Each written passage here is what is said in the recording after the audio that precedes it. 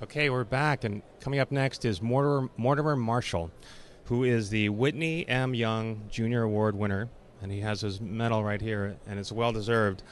The Whitney M. Young Junior Award is given over to architects' organizations that exemplify the profession's proactive social mandate, ranging from issues of affordable housing, minority inclusiveness, and access for persons with disabilities. It's named after the civil rights era head of the Urban League, who confronted head-on the AIA's absence of socially progressive advocacy at the 1968 AIA National Convention. So congratulations. And once again, his list of accomplishments is so long that maybe I'll just ask you about a few things. When someone asks you for a one-page resume, what is it that you do? Well, it's very difficult to put it in one page. So, one of the things I'm really interested in is that you attended Tuskegee University, yes, and later on you helped to create a new school of architecture in Florida.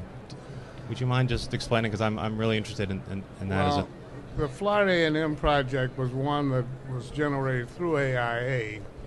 The university came to AIA and asked for support in putting together the School of Architecture. Right, thank you. I was one of the people that AIA assigned to go down to Florida A&M and help them put together the project. We did. There were 5 or 6 of us, and the university was formed. It got its program off the ground, mm-hmm. and now it's an accredited School of Architecture. That's fantastic. So now, were you teaching also at the time, or your role? You've been a practitioner primarily. I was a guest lecturer periodically at Florida A&M mm-hmm. once the school was formed. But at the time, I was a public sector architect. I was working for the Department of Navy and then the Department of Defense. Mm-hmm. So, but I was active in helping to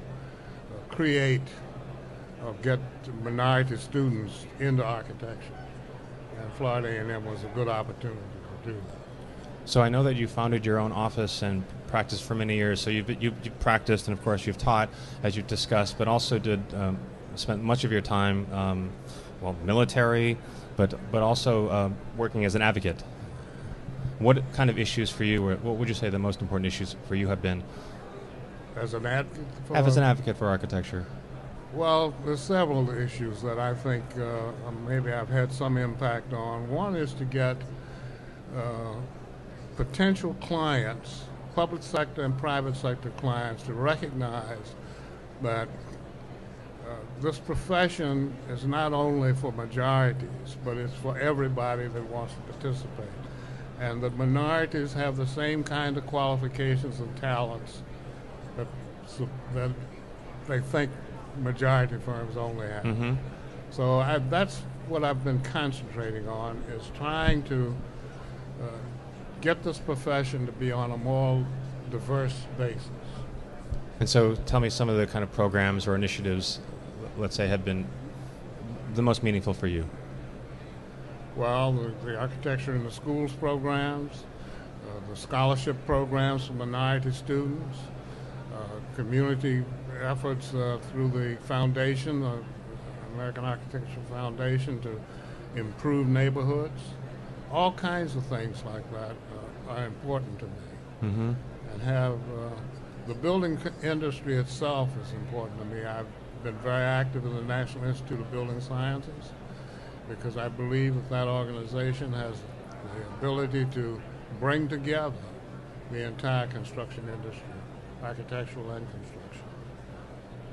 So it's an ongoing thing with me. Right. So, I'm curious. You mentioned about minorities, majorities. When you were growing up, you wanted to be an architect from early days? Well, I became an architect by accident. Now, this is a true story. Okay. When I graduated from high school, when I was about to graduate from high school, I had applied to the University of Chicago School of Law. And I was accepted, but 2 years out, because this was right after World War II, when all the colleges were loaded.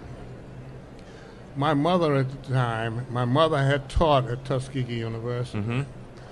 And so she called a good friend of hers at the university. I hadn't applied for any other schools. And said, you know, Mort wants to lay out for 2 years in order to go to law school, but I don't want him to do that. Can you get him into the university? So I went down to Tuskegee and met with the registrar, who was a good friend of my mom's.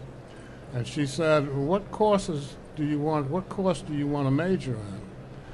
I said, well, I came down here with the idea of going into the aviation course, which was a 2-year technical course to teach people how to fly and so forth. I already had a pilot's license at the time. Mm. And she said, oh, no, you can't do that. You've got to get into a degree program. So she handed me the catalog and said, go look through the catalog and see what degree program you want to get in.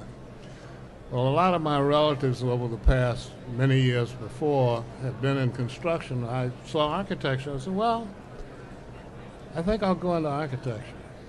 And I fell in love with it. And that was 60-some years ago. So what happened when you were about to be a lawyer, and then you said, well, I guess you were 18, so this is what 18-year-olds do. Oh, you were 16. Okay, yeah. Wow. So you were 16. So, and I went into, I gave up on the law thing after falling in love with architecture.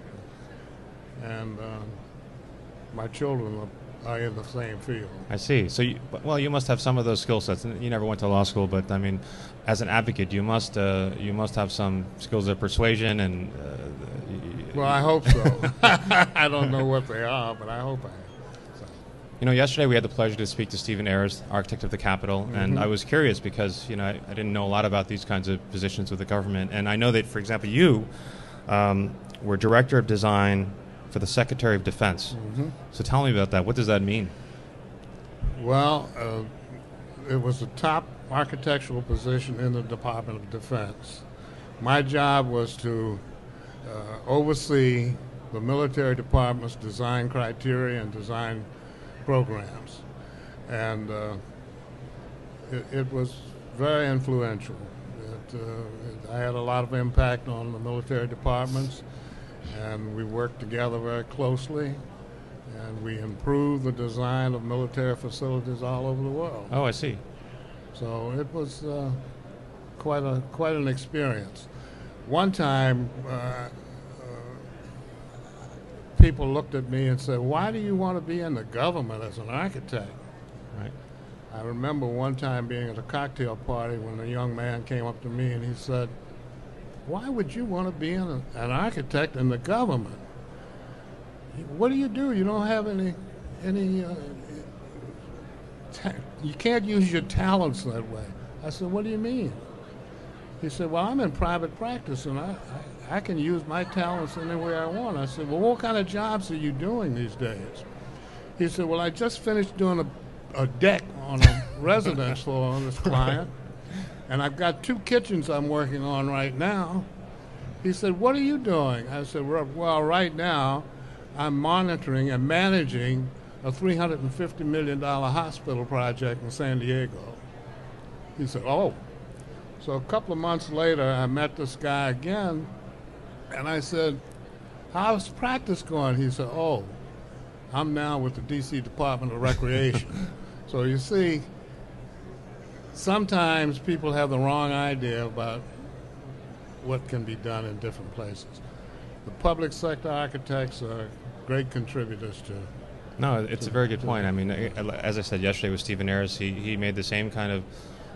We talked about the same sorts of things. I mean, that you think that, you know, oh, I'm a private sector architect, and what does the government architect do? And in fact, he began to explain the very important kind of things that he's working on. And in the same way, you made lots of contributions to very important buildings. Absolutely. And Stephen is doing a wonderful job as a new architect of the Capitol, and I'm very pleased to see him become a fellow in the Institute. That's correct. Now, you know, one of the other, I just want to get your opinion about it. At one moment, there was this notion that position could be held by a non-architect. Architect of the Capitol could be a not architect of the Capitol.